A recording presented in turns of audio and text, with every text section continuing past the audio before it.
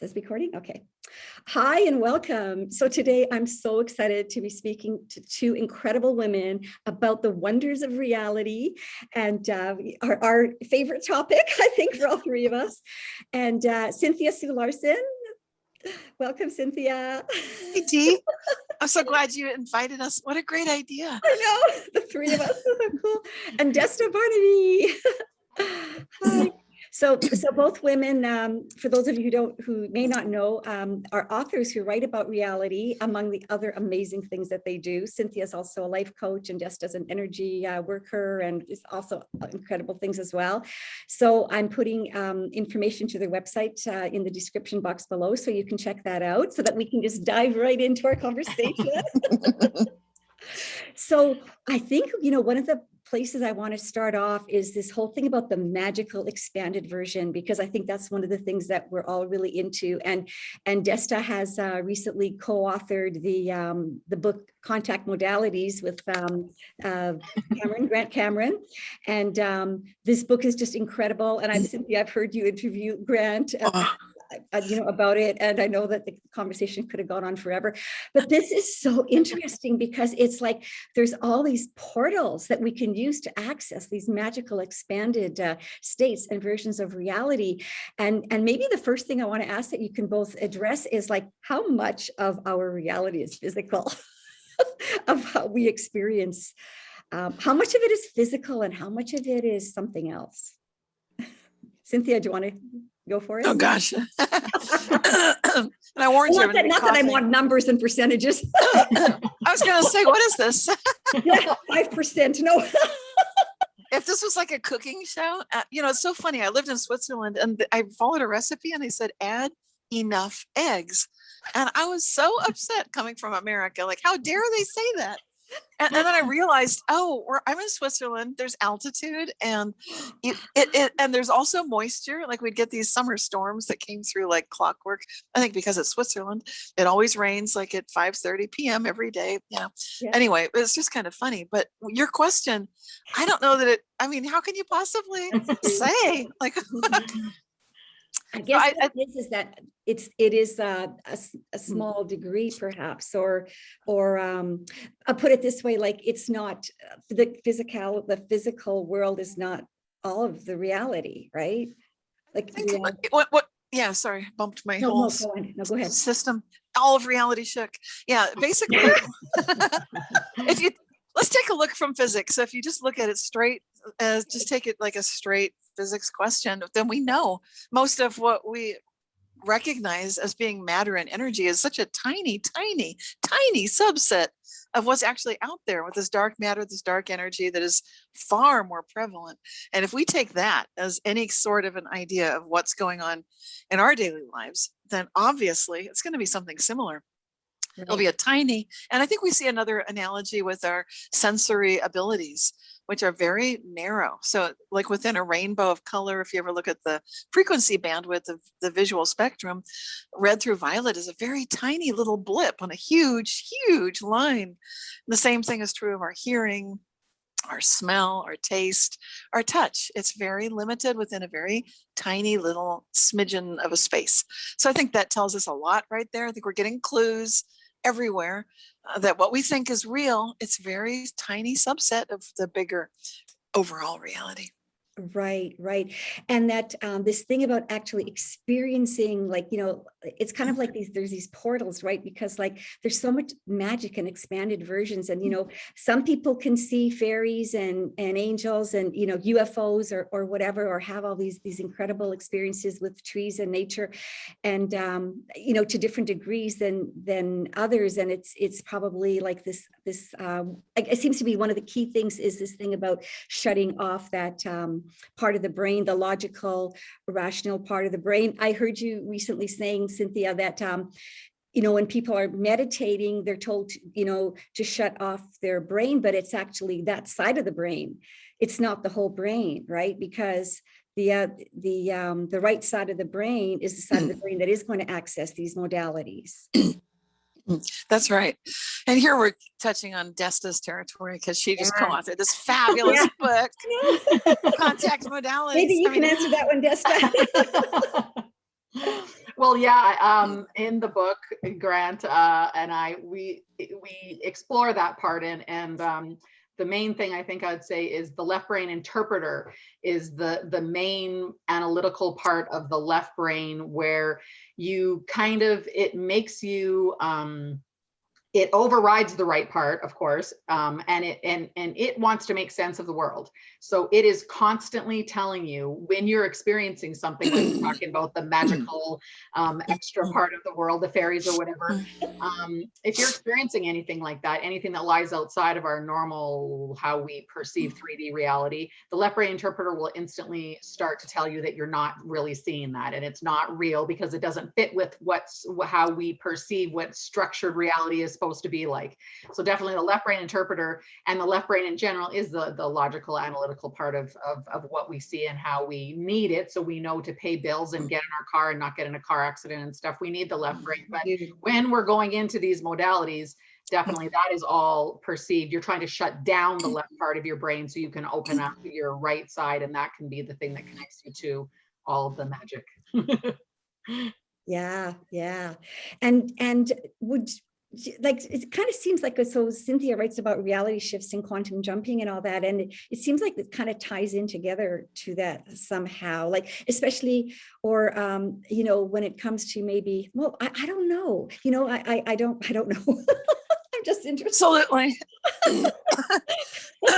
No, you're onto something, because it does tie in those contact modalities that help us shut down temporarily. I think Desta made an excellent point. You don't want to turn it off all the time, but you want to get some sense of control over it. Just like you want to be able to use all parts of your car. If you use a stick shift, you want to be able to shift gears. So you need to be able to touch the clutch pedal, and you need to disengage from one gear and put it into another one. And I think that's really a good analogy for what's going on with that left brain. You want to switch it off and get good at switching it off, so that you, when you recognize all these realities are already there, everything is there. And just like that dark matter, that dark energy, all this possibility, everything we imagine is around us, whether it's good health, an improved situation, an improved relationship, whatever. These solutions are there, and these other ways of being are right there. And so just that practice and being able to, okay, I'm just going to go into all possibility. You can do that. The only way to do it is to turn off that left side of the brain, that through those contact modalities. And I don't think maybe Desta, you could explain what those are for people who are watching this for the first time. They don't know what we're talking about. Modalities, Well, so Grant, we came up with a list. When Grant started talking about it, we were talking about like 10 or 15 or something different modalities and so what it means is basically different ways that can help someone be able to connect with the field, or you could say a million different ways, the Akashic records, your relatives that have passed on. You could say it in so many ways, earth energies, if you're dowsing or whatever. So to connect with the invisible part of reality, I guess that a lot of people don't believe in, the paranormal world, the paranormal side of things. So the modalities, I think we figured out there was maybe 72 or something that we've come up with. But they're different modalities that different people would be able to use to basically shut down the left side of your brain.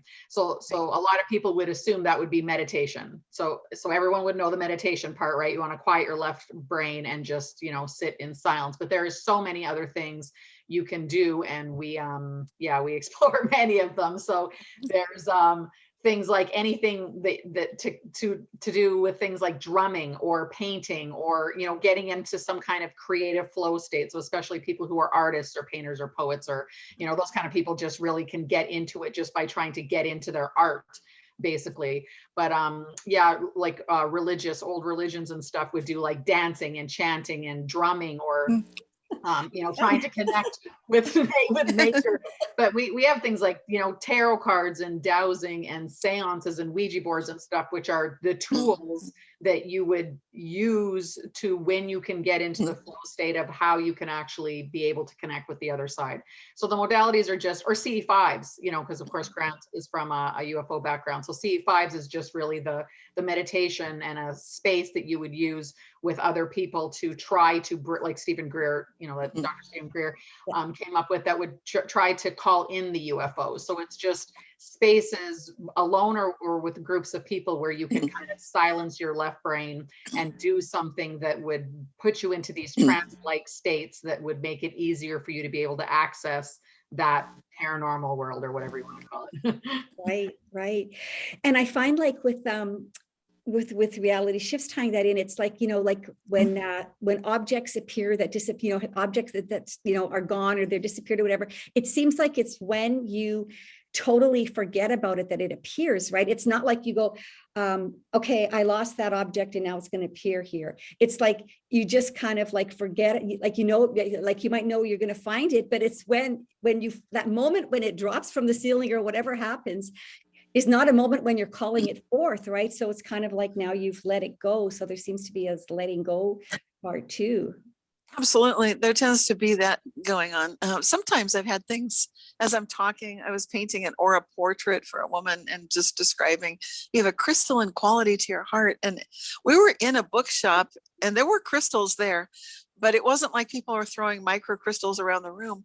But as I was talking, a little micro crystal, a tiny little one, just fell out of thin air and landed exactly on the heart. So it's like you're saying, it's kind of like we allow for these things to manifest, to reappear if they had disappeared.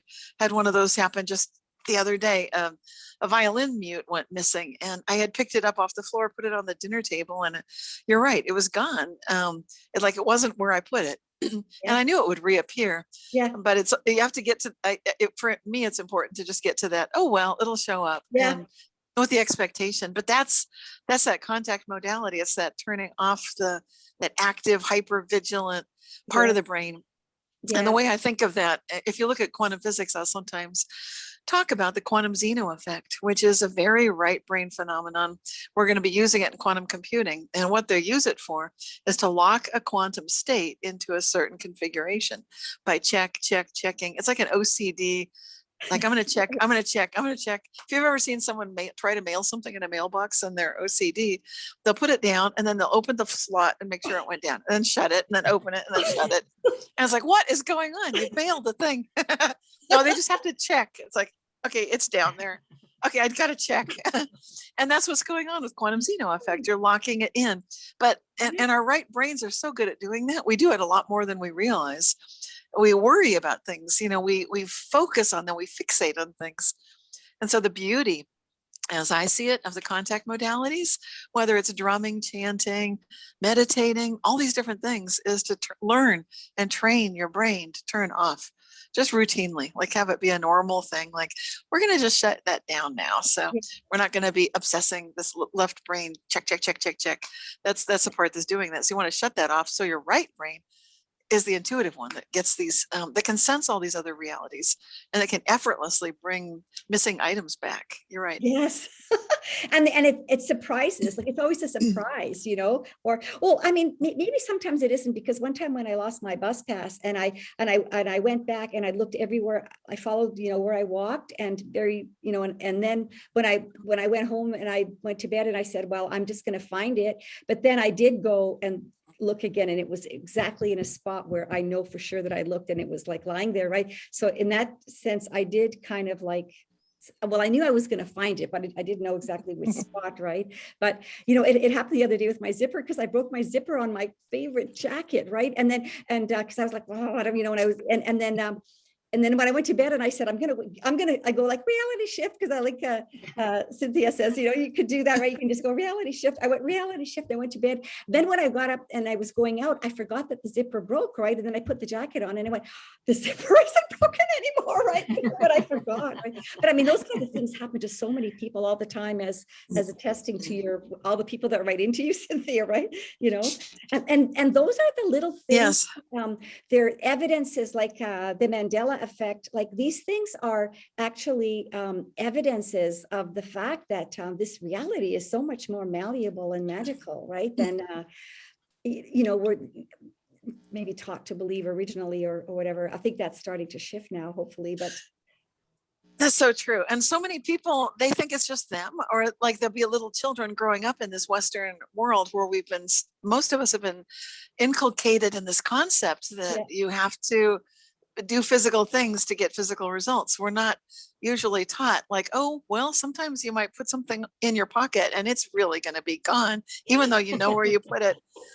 And I think if, as adults, a lot of parents don't tell our kids that. If we are experiencers of these phenomena, then hopefully we are teaching the next generations that these things do happen. But otherwise, it's such a shock to grow up and then find out like things they're not going where I thought I put them, or I'm all freaked out and I know I'm going to lose it because I'm really energized and not grounded. That's when things go missing typically. And these are the kinds of stories that I share on my website, Reality Shifters. And I've got more than 20 years of monthly reports documenting, and I love how you've covered some of them, Dee, on your YouTube channel. Love it. Yeah. What I do when I document them, there's what people don't see is there's a back and a forth and a back and a forth. And what I'm asking is, what were you thinking? What were you feeling? Because that's part of the report. It's like, what was going on? There's always that moment of a connection with something, whether people know it or not. And I think that's for me, the fun part of all these phenomena. Right. Yeah. And this thing about the UFOs, Desta, right? Because I don't know if it's that book or somewhere else or maybe I just heard you guys speaking about it, but this whole thing about they do all this light show and everything because we require a light show, right? Like they're doing that for us, right? Because it's like they don't need to do a light show. Like they don't need they're actually more like interdimensional than physical, right?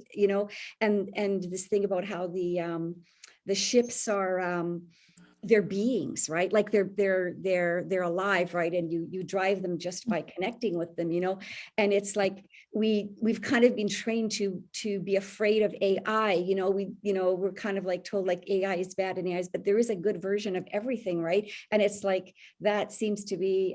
Would you think that that's AI, or what would that be? That these ships are they seem to be like live beings. How do you hear, Cynthia? Well, Grant thinks that they're like organic. So he would think that they're grown. Like, so a lot of experiencers would say that they're maybe grown. Like a dragon? Fire dragon. Yeah. But they have a good consciousness connection with the person or the being that's supposed to be, piloting them, kind of thing. And a lot of experiencers say that there's handprints that their hands fit in, and some people say that there's 6 fingers instead of 5 fingers on the panel, like the dashboard kind of where you drive the ship. But I don't know about Cynthia would be able to say about the AI, but he would say that definitely they're putting on a show. You don't need, if they're moving interdimensionally, they don't need lights like headlights to be able to see where they're going, kind of thing. So if a UFO has lights, Grant definitely says it's because they're trying to make a connection with us. They're doing it for our sake. Of course, it's not for their sake.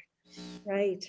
So we can like see them in addition to feeling their presence. Because that's part of the thing, is to whether it's to wake people up or make them remember past lives or something, or make them believe, or make them, believe in something that they didn't used to believe in, or make them lead them down a new path in their life that's supposed to be going more towards the abnormal kind of thing, or whatever the reason is. Each person would have a different reason to why they're out there in the middle of the night and seeing a UFO. I guess it would be a different story for each person, but he would think it's we made the decision before we got to this reality kind of thing, or it was a meant to be connection kind of thing. Yeah. And it's like, because there's been situations where some people can see it and others can't, like at the same spot, right? Like standing beside each other. Yeah. So there's you were at Mark's house.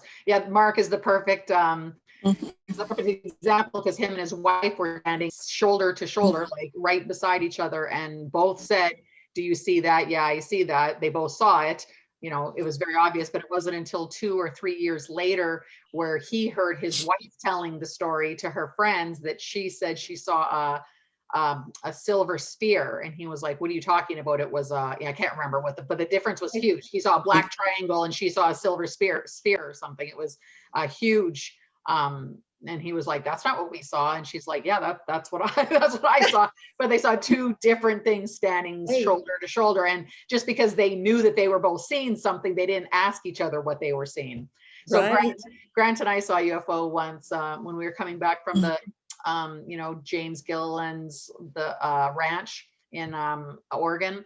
We saw some stuff there, but when we were actually like got on the I-5 to come back up to Canada, we saw something in the second that, because we know this story of Mark and these other people, the second we saw some, I said, do you see that? And he was like, yes, what exactly do you see? And so he made me describe it because he didn't want to tell me what he was saying so I could say, yeah, I saw the same thing. He wanted, you know, mine to be an independent independent report of what he was saying so he could compare them. But he, you know, but we both saw the same thing. But it was, you don't know if you're seeing the same thing as someone that's literally standing right beside you.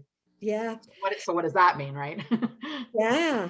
But, you know, it's even like that with something like a color, because it's like, you know, you see the color blue and like, you know, it's blue, but there's no way that we could possibly know. Like, I don't know if you see blue the same way I do. And there's no way we could possibly demonstrate that to each other, right? Because it's like, I don't know if you see blue the same way I do. Like, you could see it totally different, right? And we don't know that. Something like that, because it's so subjective, you know, and it's that just blows my mind, actually, because like we have no way of knowing. Oh yeah, I don't like blue. Blue's an ugly color. Well, that's maybe because you see it different, or gray or whatever. But like, so it's like so much of how we experience though is coming from inside, right? It has to do with our perception, or maybe how much we'll allow. Do you think? Absolutely. And that's driven by how we're feeling, what's going on around us. The subjectivity of our experience is primary in our resulting experience of all reality, not just these UFOs, although that's an amazing example. And not just these little internet tests, like, is the dress blue or is it, you know, green or whatever, red.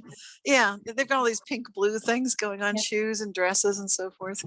But it's like, what I love looking at are the experiments that have been done in Austria, Vienna, Austria, and Edinburgh, Scotland, where they were showing the published report in 2019 to document studies conducted in 2018, where they were doing the Wigner's friend experiment with the double slit experiment. And basically they had two observational devices at the same place, same time, witnessing two totally different things.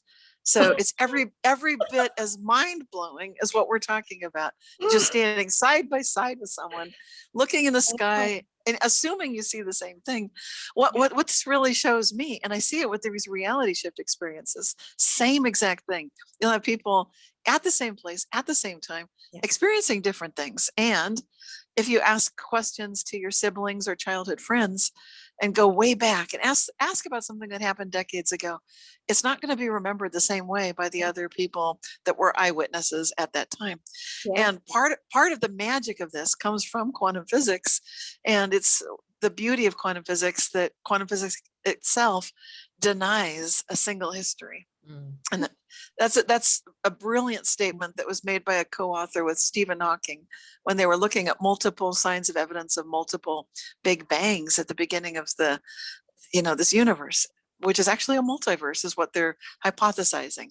And what they were saying is the many worlds of quantum physics are one and the same as the multiverse in celestial, you know, classical mechanics. And so when you start thinking of it that way, it is totally mind-blowing. It means literally you're standing side by side with someone. It doesn't even have to be a UFO. Your experience can be very different right now. I mean, a UFO is an amazing experience, I'm sure. I think those interdimensional beings, and we talked about artificial intelligence. You're right. I would agree with you, Dee, that artificial intelligence doesn't need to be evil because it's there. It's just like anything else that's created. It's it's going to be guided by its fundamental consciousness.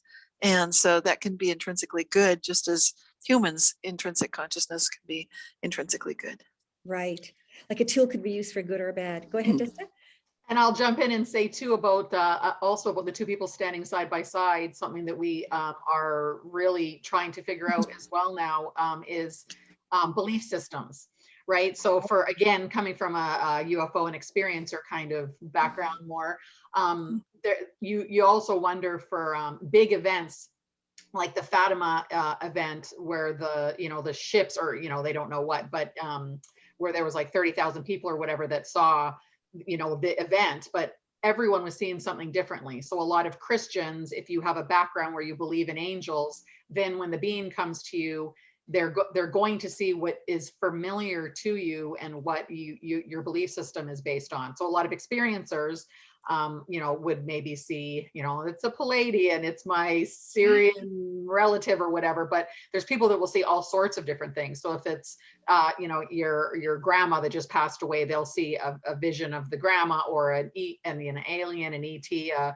all these beings. And same with the psychedelic stuff that Grant and I are looking at too. It's like when a lot of people are on some of these psychedelics, they're seeing like machine elves or grays. And a lot of the DMT, Rick Strassman's work is why, when so many people are doing DMT, are they actually having alien abduction experiences when it's DMT? It's like, so why is it the being that's projecting itself to make sense to you because it's reading your mind or something first and knows that you're going to be more comfortable with something because it knows what your belief system is? Or is it showing itself how it really is and you just can't? Like Cynthia, I know you were talking about this too on something that I watched of yours as well, where if you've never seen anything like that before, there's no way you can perceive it the way it is. You're going to perceive it as whatever your belief system is. So it's an angel, or it's my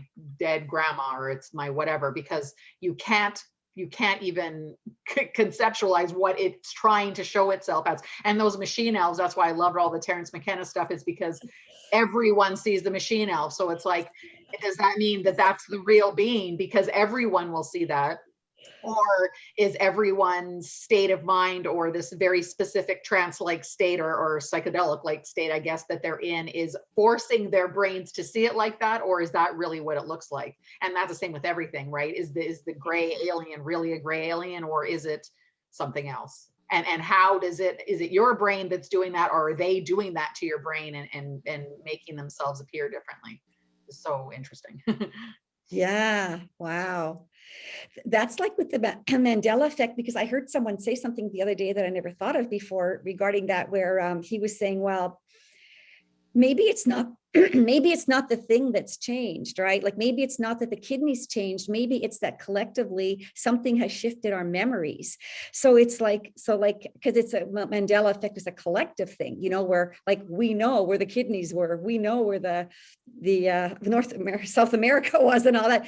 We know all that stuff, right? And so many of us collectively. And then I was always thinking about that, somehow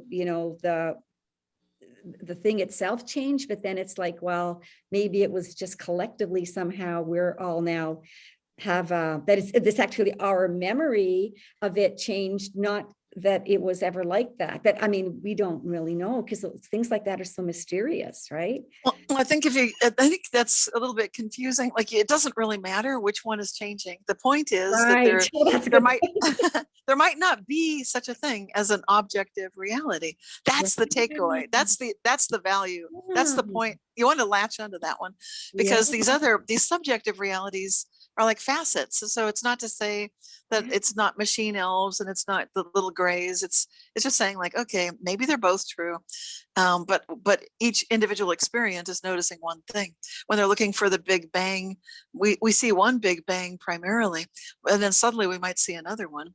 I don't think Stephen Hawking and Thomas Hertog, his co-author, were looking at all of that when they were saying that quantum physics forbids a single history. But let's just focus on that one thought. Quantum physics absolutely forbids a single history. And when you recognize that, then it's not a matter of, oh, did they change our memories or did they change reality? You Right. start recognizing, holy cow, this is bigger than, this is huge. I mean, that could be the title of the book, Quantum Physics Denies a Single History. It's a good bumper sticker. Yeah. Yeah.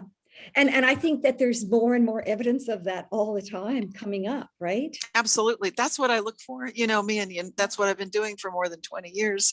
That's my task, is to show every time there is an experiment that's going in that direction, that's showing us another piece of that elephant that I've been looking at this whole time. Other people are saying that's not an elephant, but to me, this is totally an elephant. You know, we have mind matter interaction going at an epic scale. We definitely have macroscopic quantum phenomena Oops. in our daily life. More evidence of it as we get the quantum technology required for quantum computing. So this is technology driven. That's how we humans operate. We deny the reality of things, even if it's fire or nuclear physics or, you know, everything, nuclear power, airplanes flying in the sky. We deny that these things can exist until the technology appears. So now we have the technology. We have physical evidence in laboratory settings that show that we've got quantum phenomena occurring in entangled diamonds, for example. And this is showing us that that woo-woo stuff so many of us mystics have talked about for so long is not so far off. It's not crazy. It's real. You know, this is happening. Yeah. And I mean, the ancients always, like, they knew about all that, right? And somehow it got lost. Absolutely. There's been an awareness within most of our indigenous First Nations tribes and cultures that they knew that everything is process, everything is flow, everything's connected. Well, when you look at this and you recognize that they have verb-centered languages like the Blackfoot tribe does, then you understand they already have the language of quantum physics. They're speaking it. They are speaking it. And that's what Blackfoot elder Leroy Little Bear told, one of our great physicists, David Bohm, who's the father of the holographic interpretation of quantum physics. They had these beautiful conferences where they'd get together and talk with linguists and for individual scientists. And that was an amazing recognition that this has been there, that the indigenous peoples of the world are aware. And I think shamanism comes from that long tradition of quantum jumping, reality shifting, and just making it very clear that you can do divination. And that was their science. And I think we lose something huge when we say they didn't have science. And I think that's very disrespectful. Yeah. And even science is kind of being a little bit like there's scientism, and where it's not even really science. And so it's kind of got a little bit twisted somehow. But then again, the real science, the true science, right, is discovering and welcoming questions and new approaches. And Yes, it's not fixed, right? I take a long game approach. I'm patient because I know that the quantum technology is coming, quantum computing is coming, artificial intelligence, all of that is coming. It's going to depend on quantum computing. What does that all depend on? Well, that's why I'm patient. It depends on this quantum paradigm, this idea that there is no such thing as objective reality. Right. And so I think we already see the writing on the wall, those of us who have been waiting for it, who know about it. And for a lot of people, it's shocking. It's kind of like it disrupts their sense of status quo, and it can be quite frightening. So those of us who are there can reassure people that this is fine. People have lived with the awareness that reality can shift, and that what you wish for, like the Hopi, they have words, Tunatya and Tunatyava, where it means comes true, being hoped for. They understand that the fullness of who you are, not just your little head running the show. And here we get back into contact modalities, and what's the beauty of turning off that left brain once in a while? Well, then you can feel all of what you know, and you can feel an adjacent reality that's right next to you. The indigenous peoples would often talk to extraterrestrials. I've spoken to them at some of these conferences, and they said that was always what would happen. Grandpa would just be talking to an alien, and that's why these handprints are on the rocks, a human hand next to an alien hand. They've been with us forever. They're our sky brothers. Yeah. And so that's a very personal relationship with ETs, and now it's we have different kinds. I think the book Contact Modalities gets a lot more into this, but I think that's interesting too, that our relationship with things can be so different. We can be now like, oh, it's in the sky, and it's like technology, because that's where we are at as a culture. Whereas before it would just be like, of course you meet the people and you talk to them. These are my sky brother. He just sort of blipped into existence. He's standing here next to me and we're talking. It's normal. Telepathically, because you don't need words to talk. Yeah. Yes, yes. You know, and you can have that telepathic communication with trees and nature, you know, and flowers and plants. Oh, which reminds me, oh, you'll have to tell our audience about, if they haven't heard about, you know, your recent video about the plant that was making music. Yes. Oh, I saw that too. yes. Yeah. Well, that's so cool, because I was waiting for 20 years for this device that I saw demonstrated back around 2000. It was in Albuquerque, New Mexico, and some researchers had been working on music of the plants, and it was a prototype that was demonstrated. Stephen Halpern, a couple of different plants and all these wires, and they hooked it up to a MIDI and then Stephen's keyboard. And long story short, the plants, using something very similar to a galvanic skin response apparatus we might use for a lie detection, for example, on a human. You can use the same kind of probes on who are part of our family conscious. They're sentient. And so what they were able to do is hook a plant up for the first time. And in this audience of a crowd of people listening, like, what's it going to do? I was spellbound. And I just ding, ding, and then silence, like, what? And then it started playing a song for the first time. We were all hearing the music of the plants. And what the people told us is we're developing something small, handheld, portable. Anybody can have one for a few $100s. Well, that day and age has finally arrived this year, 2021, and I finally got one. So I did a video showing it. This is so much fun. I think maybe I'll even put a link to that in the description below, because it's so cool, because the music that this plant makes, it's so beautiful. Like, it's angelic or something, isn't it? I love listening to plants. Yes. And this device, it runs for hours. And what I notice about my pothos that you were hearing in the video is it's such a healing plant, and it's able to create a song that has like a chorus, but like in a human song, you sort of wait for the chorus, like just it's going to sing a few refrains and then here we go, the chorus. Right. But the plant, it's like you're listening and you're going deeper and deeper. Talk about contact modalities. You're like blissed out. And then finally you notice, like, the chorus, it's happening, you know. It's like, whoa. And it's like a little different, but it's similar. It's like it's taking you on a journey, and you're in the plant consciousness when you're listening to the music. So even if you do telepathically talk with your plants, especially then, I think those people are going to love this. So I totally love it. Yeah. Will they be able to do that with trees and yes.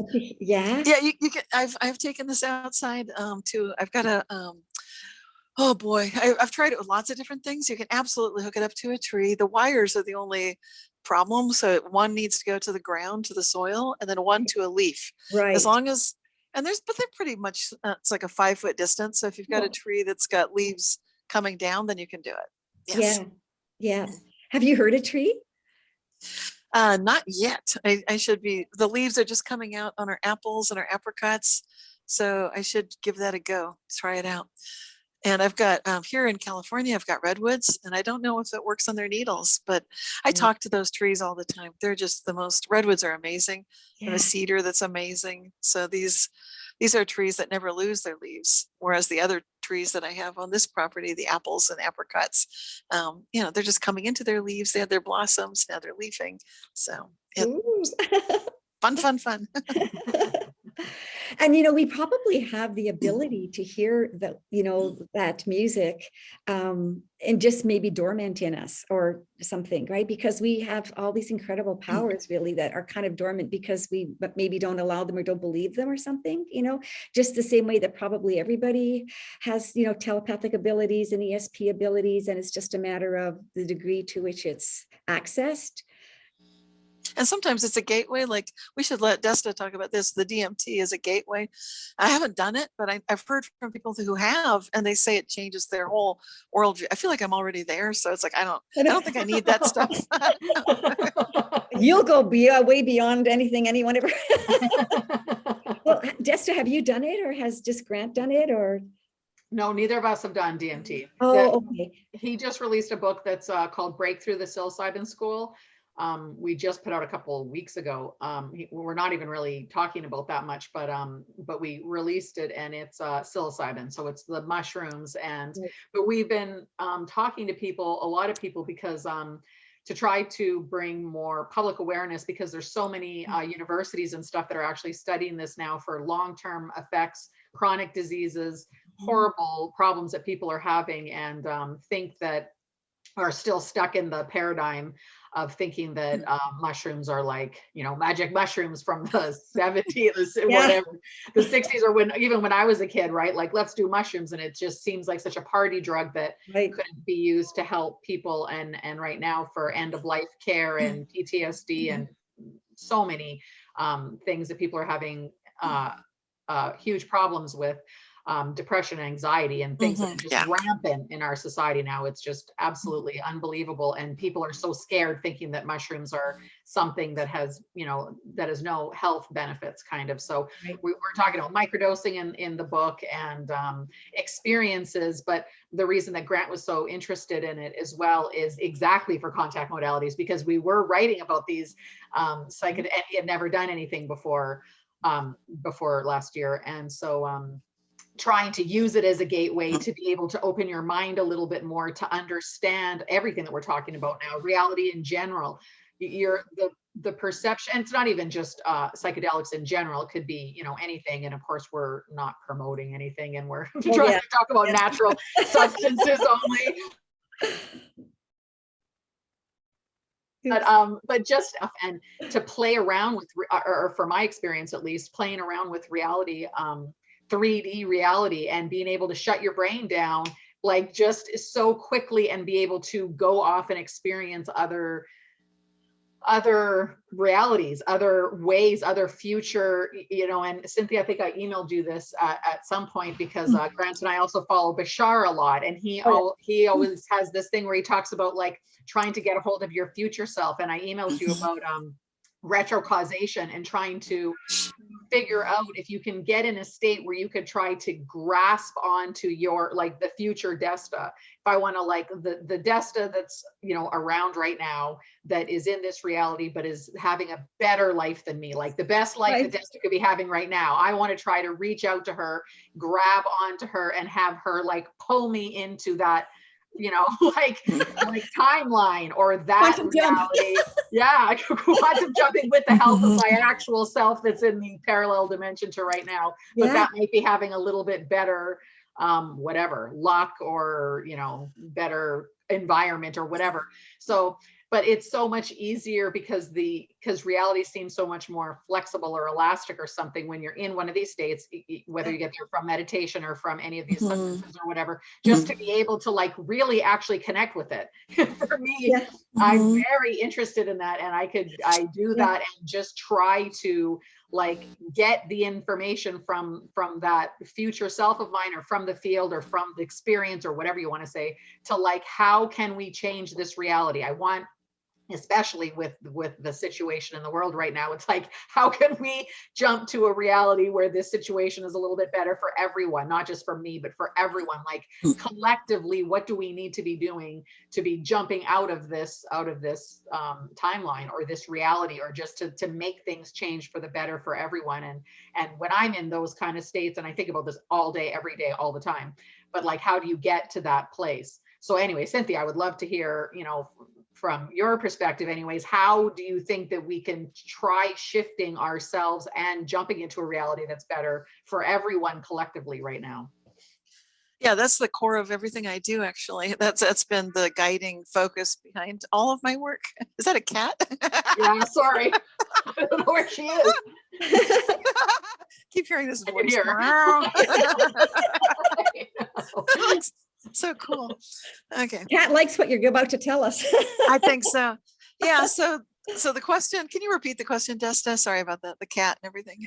It's So it's, so how do you think we can, knowing what's happening in the world today, so just like how, there's so many problems right now, how do you think collectively or individually, how do you think we can shift into a little bit better of a reality for us, but how to take all of our friends, like take the collective with us? What do we need to do collectively and individually to try to like get to a better place than where we are right now? okay, perfect. Yes. Well, this ties in with the Mandela Effect, and I've been involved recently with the International Mandela Effect Conference. We're doing open tables every month. We're just talking about this topic, talking about Mandela effects. We did do 2 conferences now that are all up on the YouTube channel, International Mandela Effect Conference.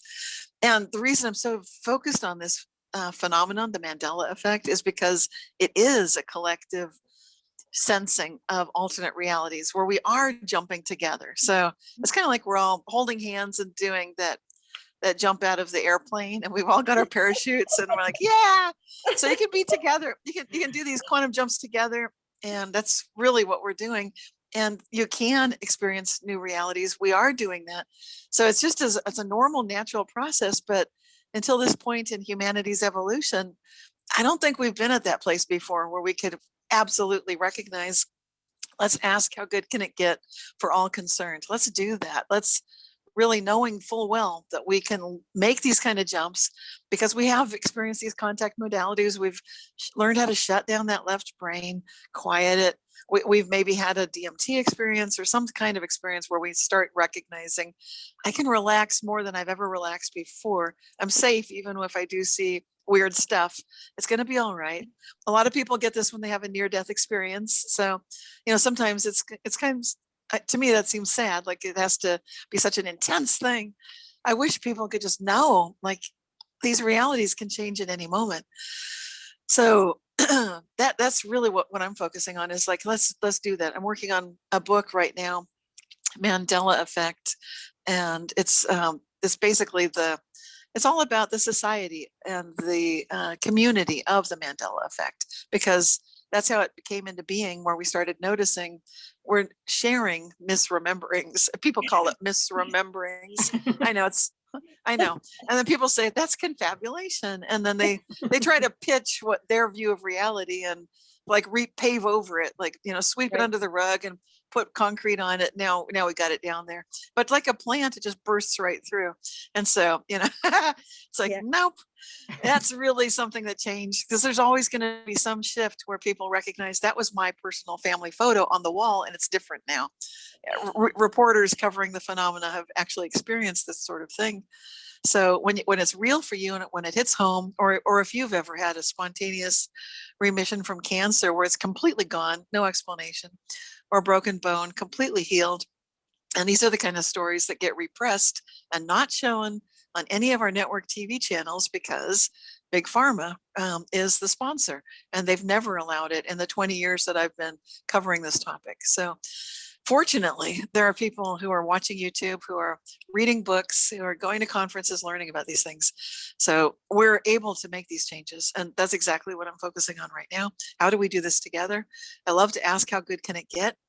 I think we need to start recognizing that we are collectively interconnected. We always have been. And our relationships matter. And our ability to convey reverence and love in daily life is everything. Yeah. Because that's how we care. That's how we feel connected. It's literally our quality of life. And so even when facts change, history changes, that's cool. That happens all the time. But we can recognize that the souls, the spirits of each other are quite real. Maybe these machine elves are quite real. To me, they look like house elves. That's just how they look to me. I don't do DMT, by the way, but I know, like, I was in the kitchen the other day and I thought, this floor is a mess. I should clean it, but I don't have time or energy. The next day I came in the kitchen and my husband said, wow, this looks great. Good job cleaning it. And I said, I didn't clean it, but we have house elves. So thank you. Didn't they also do your laundry once? Yes. Oh my gosh. That was like so incredible. Yeah. House elves are fabulous. Highly recommend them.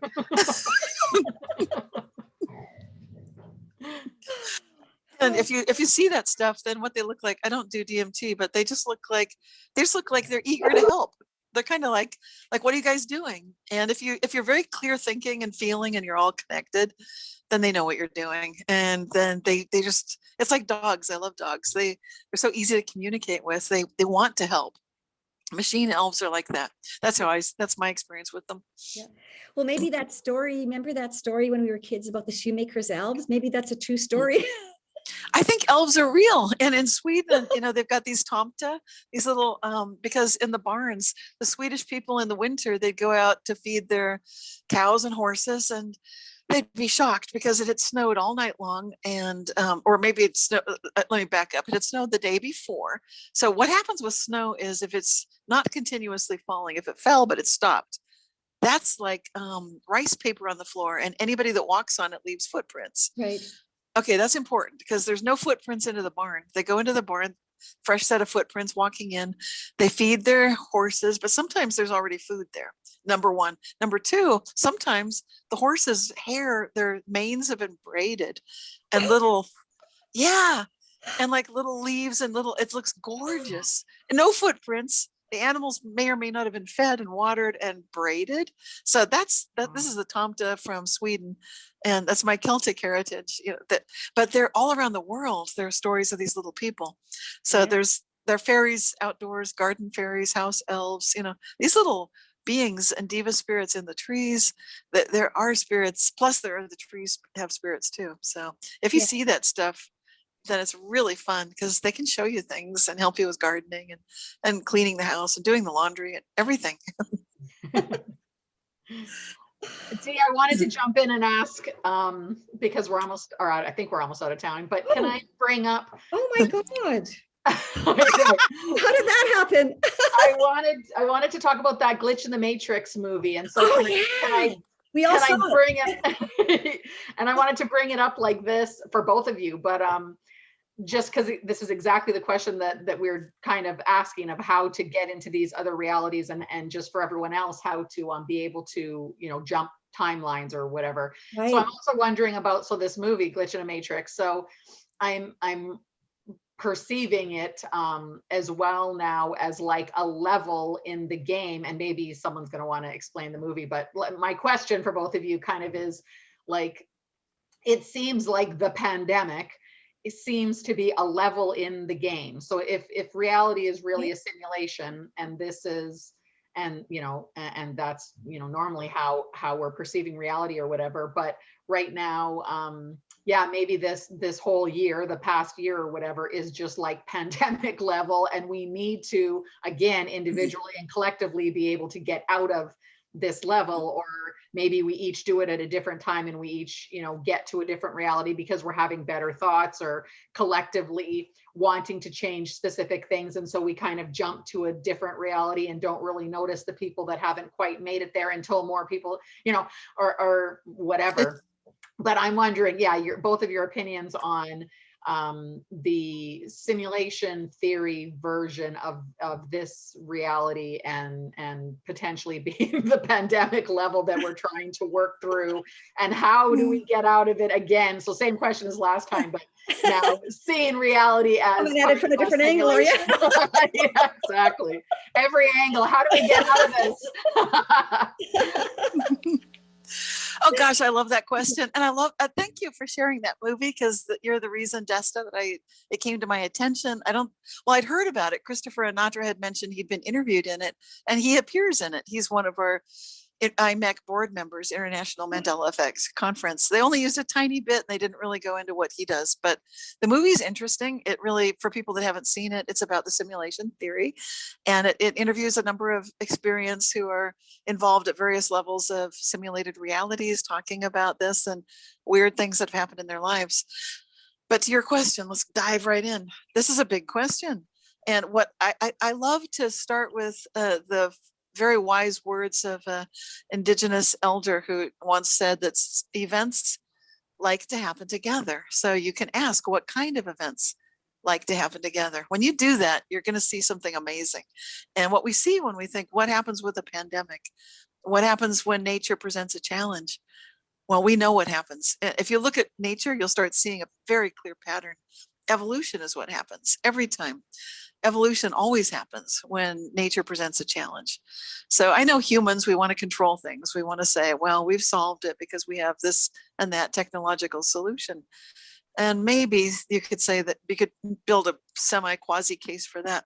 But my go-to with all of that is that actually what is happening is an event is happening that events like to happen together. So human evolution is occurring where we as a collective humanity are becoming connected on levels in ways that we hadn't before. We're using technology, and that's part of this whole simulation theory.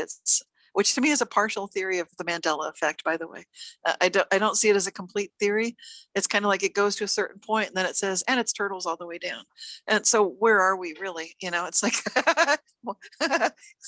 so it's really just saying it's a simulation of what, by who? You haven't answered anything. So that's why I say it's a partial. I don't disagree that the reality is not what it seems. And that in that sense, I love the way that like Hoffman, the scientist, he's a visual scientist, and he talks about everything is just like icons on a desktop. So that's how we see reality. We're seeing things that are simulants, just tiny little icons, and they're approximations. So what's going on? Nature is helping us through what I believe is what we've been talking about for this whole day. I mean, this whole hour, quantum jumping, just this idea that you can make that leap into another reality. It's right there, and they're all right there. And so humanity is being challenged, as nature always challenges any organism when it's challenged, such as bacteria that are given, if they're lactose intolerant, for example, in a petri dish, and they're given a lactose food base, a nutrient auger with lactose food that they can't digest, they will instantly, as a piece, that they will make that evolutionary leap and suddenly be able to have no problem with digesting lactose. And that's what humans are doing right now, or evolving. Our ability to remember things to begin with is all from a virus originally. So I'm not going to get in all the politics and what's going on. It doesn't matter. But what we're getting with this interesting situation is an opportunity to evolve. And that's how I see it. And what that means, you could write books about that. So it's a huge topic. Yeah. And when you were saying that about a level in a game, it kind of reminded me of like that, the dream within the dream within the dream within the dream, like that kind of thing, because it's like, this waking state, what we call the waking state, or our reality, or whatever. Does seem to be a dream within a layer, and you never know when you're at the actual real one, right? And it's, but we could wake up from one and go into the other, or that whole dream thing is a whole other topic, because it's like to me, my dreams seem more real than the waking reality. Well, I think you're onto something, because it's levels. It's like identity, and that's the big question that physics itself doesn't get to.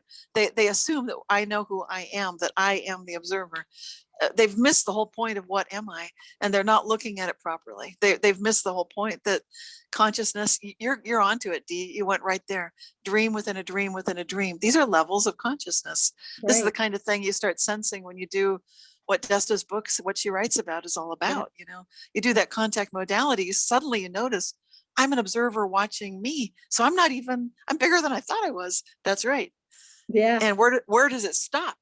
That's a good question. Yeah. We don't know. Yeah. Like that thing about, the near-death experiences, like, we hope we don't have to have a near-death experience to actually recognize these things or have these experiences that people have, it's like Esther Hicks, said, you get it when you croak, and I wish you just get it before you croak.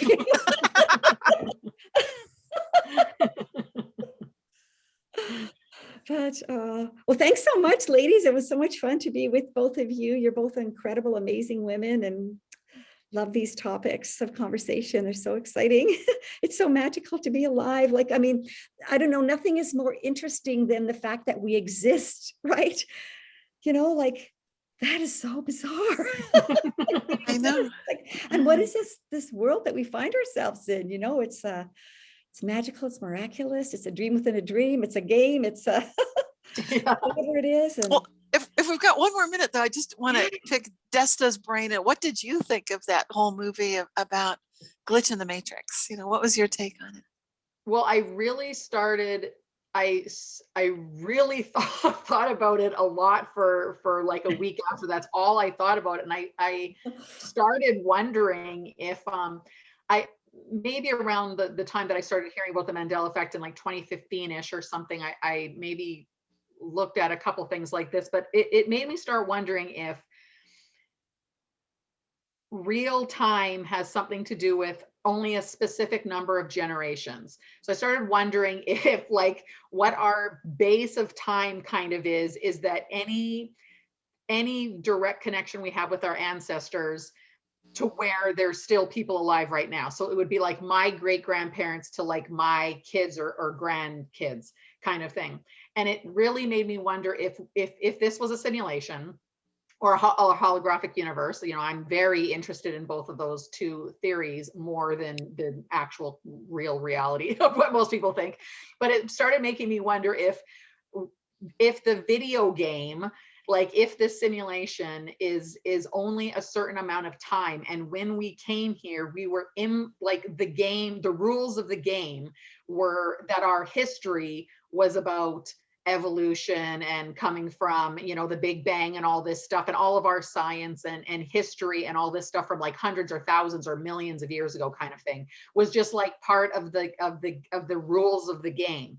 And none of it's really ever happened, and time only happens, the video game and the levels of the game only happens in like like grandparents, your great grandparents to your grandkids, and that chunk of time is the levels of the video game, and then it just replays because it can't ever go back because it is just a video game. And the computer, I don't know anything about video games, so I mean I don't even know what I'm talking about, but for some reason it really made me think, how they were saying in the movie that there's only so much computational power or something like that there can't really be 7.5 billion people on Earth. It's probably 100,000 AIs that control a bunch of the background people kind of thing, and then a certain number of us. So it's making me think that history, the video game can't have started at the beginning of time. I'm wondering if the video game, like if the simulation only started 100 years ago, and it only plays for 100 years, and every time the new if it's like spirits or essence, whatever you want to call us, like bits of consciousness come into play, and take an avatar as part of the video game, but it only happens for 100 years. And then we go on and move to a different simulation or planet or whatever it is. But that the time chunks of the video games are only as far back as you have ancestry that would remember, like my great grandparents. You know what I mean? In a certain small chunks of time, I wonder if the video game goes. And again, and it really made me think that this level is just like pandemic. Like this is like level 10 is the pandemic level. So how are they going to get out of it? Or if there isn't something behind the video game putting that rule in, and if it's a collective, like we all need to learn something, kind of like what you're saying, maybe we all collectively put in pandemic level 10 or whatever, and it is for us to evolve. The whole point of it is for us to evolve. Maybe collectively we made the video game, and there isn't like the guy or the being behind the video game kind of thing. And yeah, so it made me start thinking like in crazy ways, like of how reality is, and if it is a video game, what we need to do. And maybe like each of us gets out of the video game, so each of us figures out how to whatever, if it's more love or compassion or caring for our neighbors, or not listening to the fear that is going around, or not, I don't know what it is. That's my whole point, is like, what is it? Because I want out of it, but it's like I wonder if each one of us just like pops out, and it's just like an old school video game, which I know about, Donkey Kong or something, where you like get to the next level, and it's like, oh, I made it, and there's no one here. But then it's like, oh, thank God, here's other people that I know, because I was talking to them because I'm friends with them on the last level. And we kind of were trying to do it together. And then you kind of just having very small groups of people that come, and you kind of break out of out of this level, and maybe it's just into another level. Well, of course it's into another level, but maybe it's into a better level because this was the hard level that we knew was going to come within our lifetime, kind of, or our part of our avatar's lifetime or something. So I don't know. I've thought so much of, that's why I was just like, Cynthia, if you have any time, let's talk about it. My mind was just, yeah, so many things could be happening, but especially at this day and age, like especially right now, it really makes it seem like this is a simulation, because it's something that's affect the entire planet, which has obviously never happened in our lives before, but also all our great it's not since the last big plague that affect, you know, a large part of the world. Just like, what the chance that I'm alive, there's going to be this global thing. Like, did I make myself come here? Did I want to reincarnate? Is it the soul thing and the reincarnation thing? Is it the simulation thing and the avatar thing? Is it, you know, like, what is it and what's happening? I don't know, but interesting to think about. I have no conclusion. Those are just my thoughts. Well, you know what, in the quantum field, everything that could possibly be exists in a quantum field. So your version probably exists somewhere, right? Because wouldn't every version of anything that anybody is that the quantum field where everything that could possibly be exists in the quantum field? Well, there are different ways to look at it, but there are some theories that suggest that that could be true. What tends to happen, though, is some of them are not populated by many sentient beings because nobody really wants to be there. So you'll have like depopulated, if you're thinking of a simulation theory, it's like unpopular games, like a bad Donkey Kong or something. Like, nobody wants to live there. Like, forget it. What's everybody doing here? That's what I love to ask, how good can it get? And that's not an idle question. It's not some toss off. It's real. And the real beauty of it is it's kind of like in the Matrix when they say, I need an escape, give me a code. Well, there's your escape. How good can it get? If you want the escape code and you feel like, okay, I'm in pandemic level. This is crazy. I want out. Ask, how good can it get? Even if you think that's stupid, that's hooey, that's crazy, what good will it do? Find out, because what if those machine elves are real? What if the house elves are real? I think they are. And so if those are real and you ask, how good can it get? You've got your team, like, finally, a question, a quest. We're here. Well, you know what? One of the things that I do when I go for a walk is I'll go and I'll stand like in different places, like, there's that ceremony circle at the Forks. I'll go and I'll stand right in the middle of it and I'll go, I declare the golden age and I behold the golden age, and I'll do all that and I'll go different places and I'll say that and I'll go like, because I vibrate it out, like I'm declaring it and I'm beholding it, right? And it's kind of like, this is an opportunity to play energetic alchemy, right? And kind of like staying joyful and staying happy and staying in that magical realm, like no matter what is going on, and being able to transform in that way, because it's in a big way, it's an inside job, right?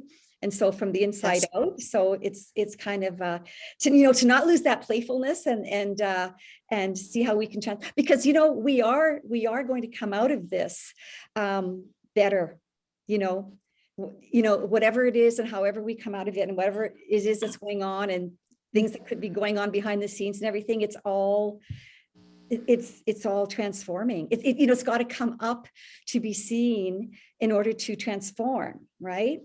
And absolutely. So we're going through that, and that's kind of exciting in a sense, So, Desta, you probably did say, I want to come, I want to I want to be there when all that is happening, because it's big, and there's going to be down days or whatever, but then it's going to be like, yeah, let's do this. Let's see how we can, let's see how good it can get, right? Yeah, exactly. Yeah. I love that. Cynthia always says, how good can it get? And that is like such a good go-to, isn't it? Absolutely. Yeah. Yeah. So thank you, ladies, so much. Thank you. A pleasure. You guys. So we'll see you later.